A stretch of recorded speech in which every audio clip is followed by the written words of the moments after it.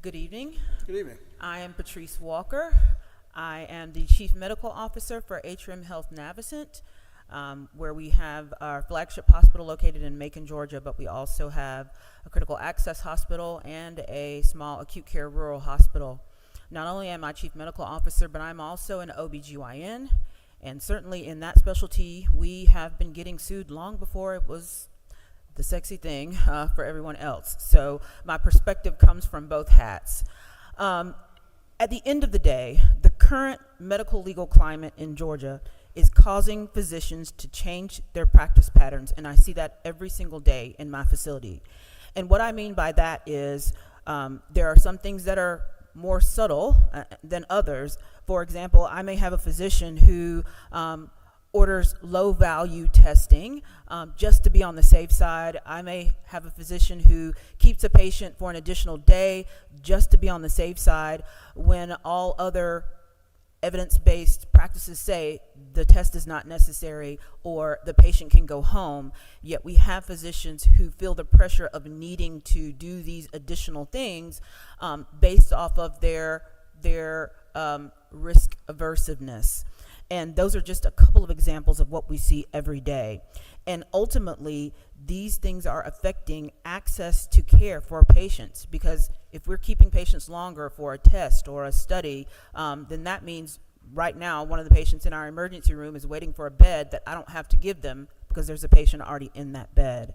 And so, in essence, when there is a decrease in access, people present with advanced disease or advanced disease states for things that really are preventable and could be, treated earlier.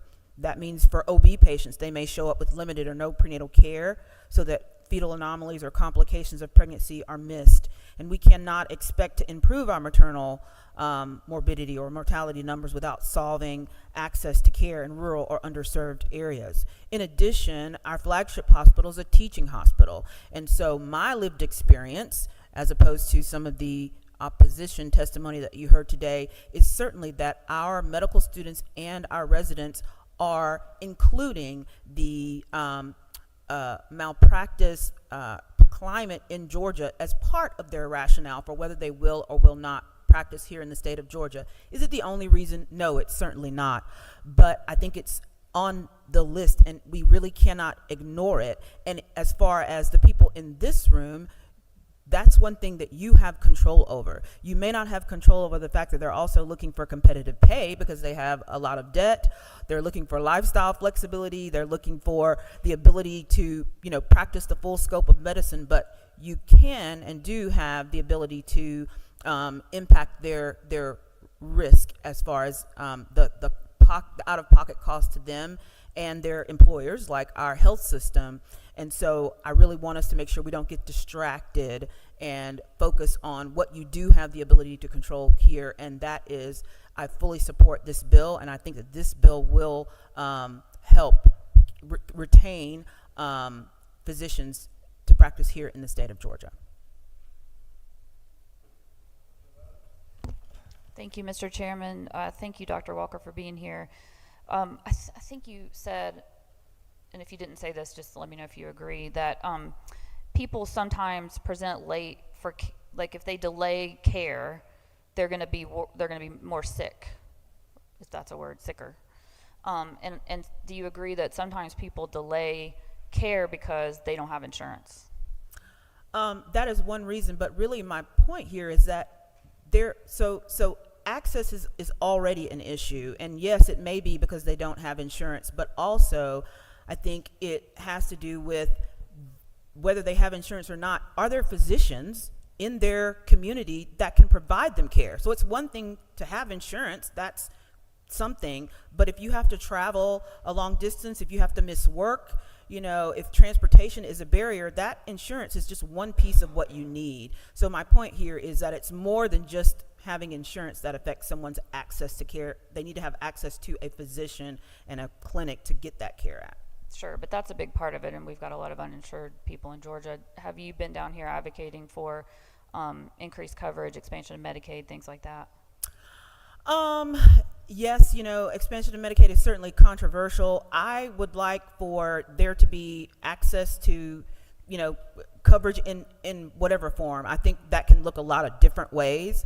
But again, I would reflect back on having that coverage is one piece. There have to be physicians and providers to utilize that insurance. I'm just trying to think of some of the things that are within our control, and helping people get coverage is one of those. My last question is, was right there in my brain. Let me see if I can get it back in my brain. Oh, yes. So let's go to an example where someone has health insurance. They come for treatment. You've been a doctor, it sounds like, for a long time. Insurance doesn't always approve what the doctor and the patient decide is the right care. Is that accurate? That is accurate. And sometimes that's not super predictable, is it? Sometimes. And so under this bill, we're setting up the scenario where a patient is, when we're predicting future care, if they have insurance and it's possible that they use it in the future, that's going to be used to sort of calculate the damage for that future coverage. And that's not really predictable, is it? Whether it's going to be covered in the future, and if it is, at what rate it's going to be covered, and whether that patient would even have the same insurance. Would you agree that that's a lot of hypotheticals? If I follow you, that is a lot of hypotheticals. I want to make sure I understand what you're asking. You ask that one more time. I'm sorry. Sure. Yeah, and it's confusing. Under this framework that we've set up here in this proposed Senate Bill 68, not only is a plaintiff these alleged phantom damages,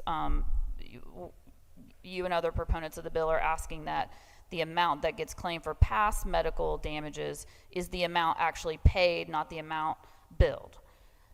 That also is, under the framework of Senate Bill 68, supposed to apply to future medical expenses. And so this bill would require a plaintiff and their lawyer to talk about, okay, this is what we think the care should be, and this is what the cost will be if the person has insurance. And we can't really know that, can we? We can't know if it's going to be covered. We can't know at what rate it's going to be covered in the future, or even if that person's going to have the same health insurance in the future, right? Those are all hypotheticals. Yes? Correct. Okay, thank you. Thank you, Mr. Chairman. Thank you, Doctor, for coming. I just wanted to clarify a thing. I thought I heard you say that it's the legal environment or lawsuits that is creating a shortage of doctors. Is that what you said, or did I get that wrong? So I think there is a link there. No, it is not the sole reason, but particularly I can speak to OBGYN as a specialty. In our specialty, you can actually divide your practice into obstetric care and gynecologic care. And so you can choose to do both, either or. So what generally happens is most people start off practicing both. You're trying to build your practice. You need to get patients in, so you're seeing OB and GYN patients.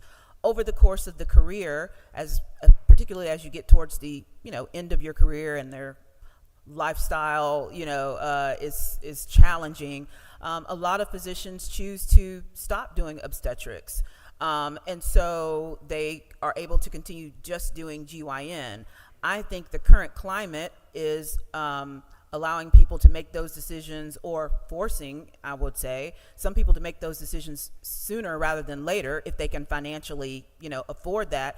And your malpractice insurance goes down once you stop obstetrics, because the bulk of the risk, not all, but the bulk of the risk comes from obstetric practice. So if you can decrease your obstetric practice or stop your obstetric practice and still practice your GYN side, you can still, make a profit in most cases and have decreased, malpractice risk. So those are the types of things that influence access to care, because if you have less OB providers, then those same OB patients have to go further out to get that OB care.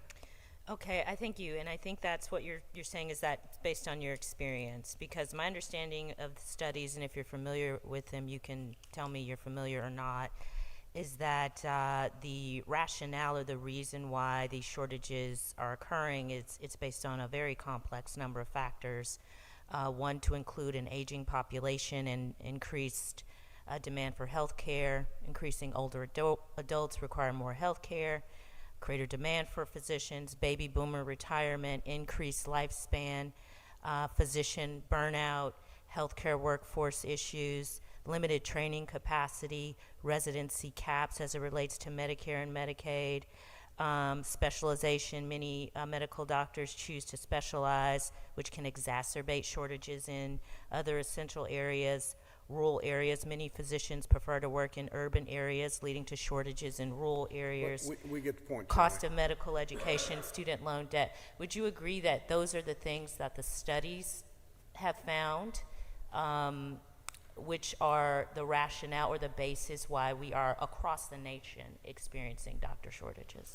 So I'm not familiar with that exact study that you're talking about, nor do I disagree that it is a multifactorial issue. I don't think anyone's claiming this is the sole reason. I think it is a contributing factor, and depending on the perspective or the specialty, it may be a larger contributing factor for some than others. So, you know, those things on your list are real things, but also this, and again, this is my lived experience, and you know, in terms of my lived experience and the size, we're bigger than Coffee, smaller than Piedmont, but it's, you know, I mean, we're there, and so we train over 120 residents and fellows every year. So I don't have that study, but I have what I do every single day that proves those numbers out. Thank you, and I appreciate your experience and value it very much. My second question, which is my last question that's specific to OBGYNs, we have heard and seen reporting, and actually heard from doctors who have come down here and testified, OBGYNs who have testified, that Georgia, another reason in the complex factor for OBGYNs is that the 6-week abortion ban, which criminalizes doctors for providing abortion care and health care, has influenced the number of OBGYNs who want to come down here and practice, residents who want to do their residency here. Would you agree that with some OBGYNs and in that profession, places that are hostile to or who have these sort of criminalization of practicing medicine statutes also contribute to a shortage of doctors, OBGYNs specifically? Yes, I do, in fact, and I think I mentioned most physicians are going to want to practice at the top of their license, and that means that everything that we get trained for, we want the ability to try and incorporate that in our practice as we see fit. And so when there are practice environments that put limitations or external limitations on that, that can certainly influence someone's decision about whether or not they want to practice there. In addition to that, though, I would also add that there are, if you do choose to practice in, you know, an environment like we have currently here in Georgia, that doesn't stop the patients from coming in, you know. And so having the additional risk of a patient who has, you know, maybe attempted an illegal abortion, or who falls into that you know, gray area, I'll say it, you know, where the rules are very not clear, places the burden on the physician to, I want to take care of the patient that's in front of me, I want to do the right thing for the patient, and yet I'm at risk if I intervene because of some of these you know, laws that I have to practice under. So that too also affects their, you know, decisions about where to practice and in what environment they feel that risk, you know, is worth taking. What part? Thank you, Mr. Chairman.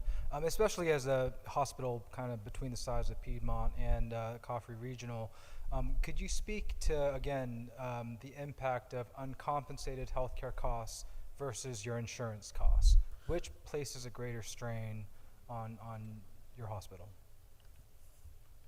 If you have that information with you. I don't know that I could say which places a greater strain on the hospital.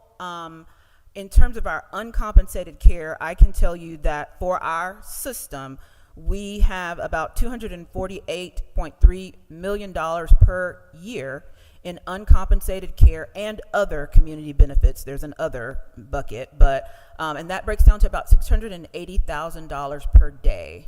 And so what I don't have on hand is that number compared to our, you know, the other. Your insurance costs. The insurance costs. So I can't tell you the balance of that between the two, but certainly it is impacted. And again, thank you for your testimony. I've also been trying to get a better understanding of Section 7.